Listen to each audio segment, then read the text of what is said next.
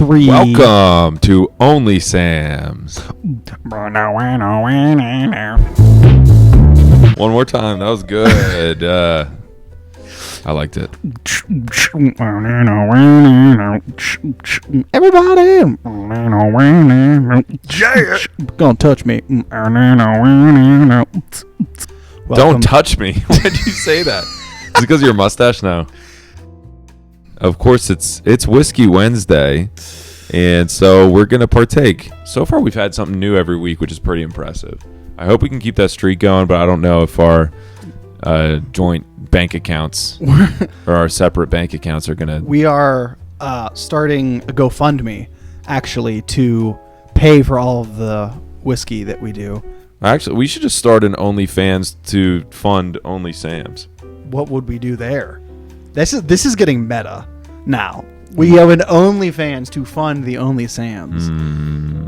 So we would have to have a whole different content strategy, which we definitely have right now. Same exact episode that we record like perfectly straight back, but just one layer of clothes less. What do you think? Like word for word? Yeah, word for word. Like every little thing that we do. I think we can do it. What if we just had like an endless cycle of like content channels that continually just like funded the other one before it? Like this is like we're talking about like black holes and like dimensions here. That sounds good. You think we could do it? Yeah, I think we could do it. All right. What would we call the thing that is the OnlyFans that funds the OnlySams? OnlyJams, where we do the exact same conversation with one less piece of clothing, but there is a different Earth, Wind, and Fire song playing very subtly in the background the whole time. And then the next one after that can be only. What is the catch there? It's the same episode as this, except it's just a bottle full of. So today we got McClellan's. It's an Isla single malt baby boy, and not Macallan's, McClellan's. So this is McFadden's. This is much cheaper. Isla whiskey, so it has a little bit of that stinky stink in it. What do you mean by stinky stink? I mean like the peat moss. That's what it's supposed to have. You know what I'm talking about. That's my favorite. Yeah, so this is gonna do a number. This is what it looks like. So we are playing a show next Friday. Is it already next Friday? It's next Friday, yeah. I should practice. It's really soon. Yeah, me too. I just started really ripping last night. It's gonna be an amazing show. Like Moths to Flames, Polaris, Alpha Wolf, and Invent Animate. We have a 20-minute set, so it is very short. Yeah, but that's okay. We'll just play all our good songs, which I'll let you know when we have one. It's none of them. And it starts, man, get there early. Doors are at 4:30 because our set's at like 5 or 5:30. What? Yeah. Okay, well. Dang, dude, it's the show of a lifetime. And people are going to come over. They're going to buy our stuff. I can't wait to play at 2 o'clock in the afternoon. That's going to be so much fun. Let's get a good little... You want to pop it? Pop. You want me to Sure, pop it? sure, I can. You can do it. You're better at it. Oh, that was good. Bing, bing, bing. What was that sound effect? We shouldn't cheers. We got to smell it first, right? Or do you want to cheers first? No, let's smell it first. Wow, look at the legs on that baby. Oh, I like it already. What was that?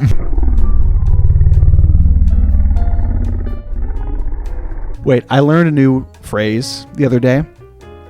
It's called off the wet. Is it British? No. It just means like you're wet for it. Like, oh, like I'm off the wet for this whiskey. That's how you use it in a sentence? I think so. I'm off the wet for this whiskey? Yeah, or like, oh, like she's off. He's off the... I don't know. Cool. Well, in my mind, I didn't finish my last thought. I was going to say, imagine somebody like telling Ben Shapiro about the off the wet thing. Have you heard about him? He's like, my wife can't get wet. You've heard that thing? Can I smell yours?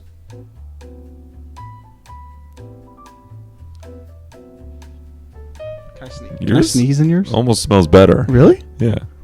It's because I breathed in it. I know. Your breath is It's just intoxicating.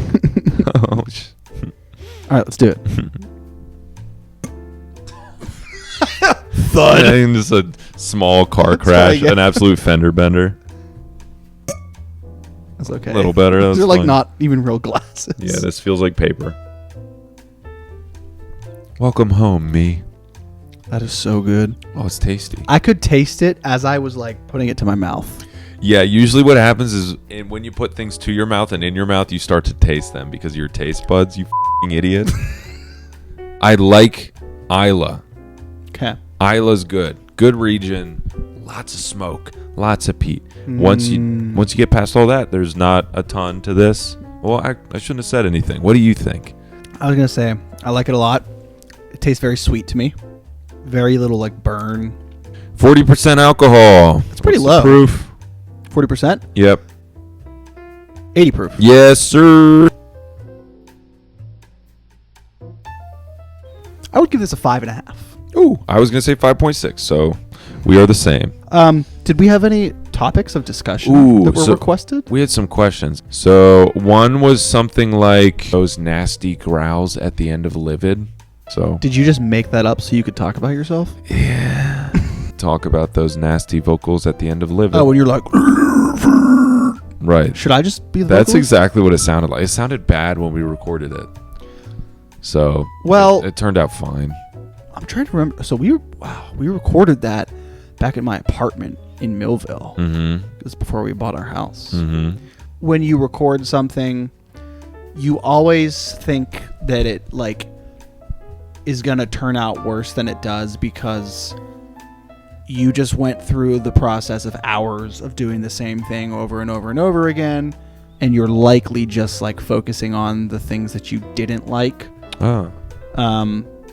Also, the final product is the best of all of the takes that you did. Yeah. So, but then once everything sort of like starts coming together, I think it always turns out better in the end than maybe when you're thinking of it in that moment. Yeah. Yeah, that's fair. We're going to play it on next Friday, so come see this song. The person that asked that, I think, lives in New York now, but come out anyway.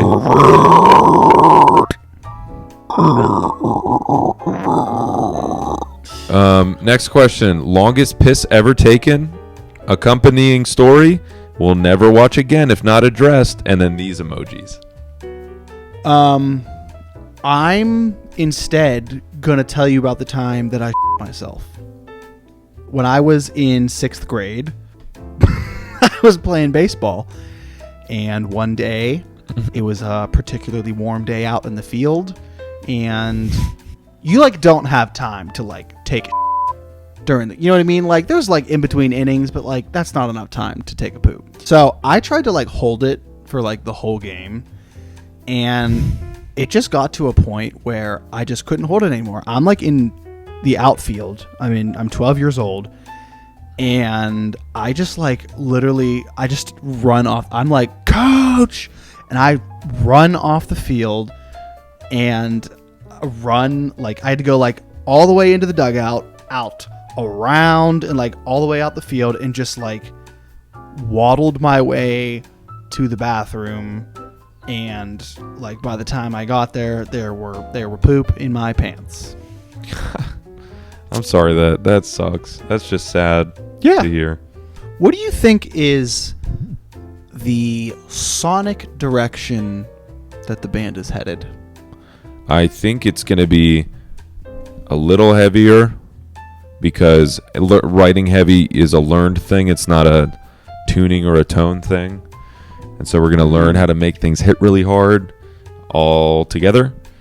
And then there's going to be a lot more. I talked about it last episode, but the songs are just going to make more sense because me and Doug were writing some pretty confusing songs there. The structure was strange. The transitions were strange. And I think there's probably going to be a little bit more singing stuff going on. More backing vocals because Sam can yell. What do you think?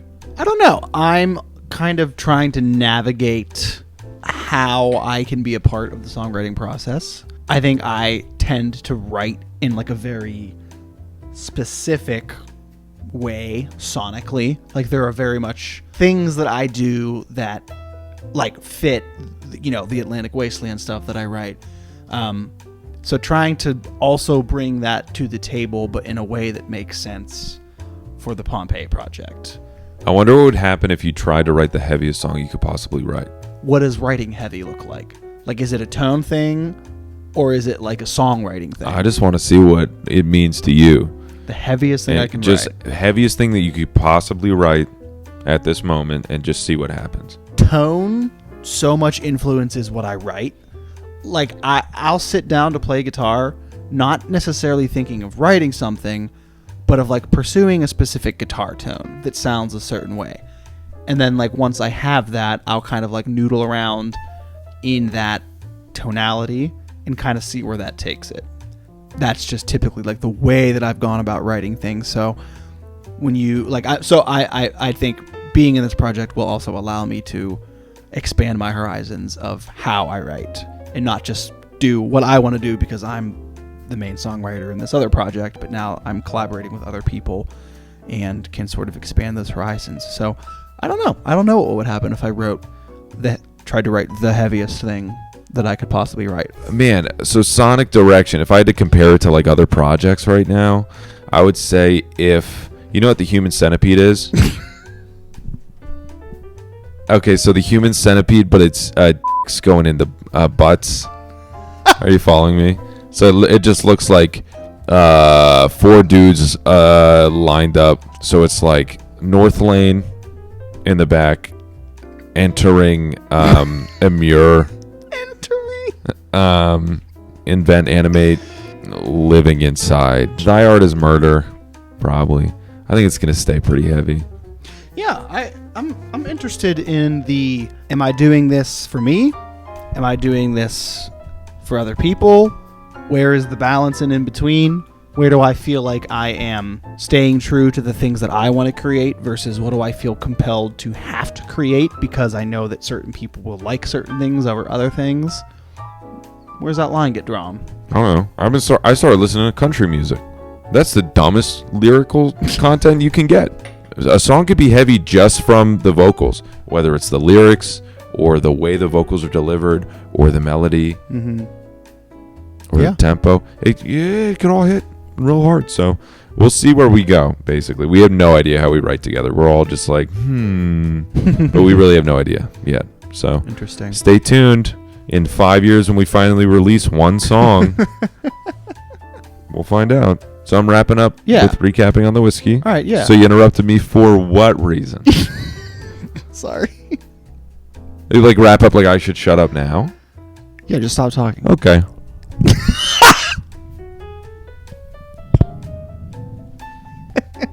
That better be your mic. That's hot. I can stop that now. Oh, God. So that's it for this week's episode of OnlySams. I think so. Show, April 1st. Enclave, Inclave, however you want to say it. We play, then Invent Animate, probably, then Alpha Wolf, then either Polaris or Like Moths to Flames. It's a co-headliner. Where can people get tickets? I'll put a link in the description. Cool. So get tickets at the link in the description. shop.amomentinpompeii.com and skip the fees by going to that link. Just buy it. Just buy them. All right, baby. Well, it's been real. Yep. It's good to be back. Good to be back. I'm glad we could do this, and we hope you enjoyed this week's episode, and we'll plan to see you next week. I love you.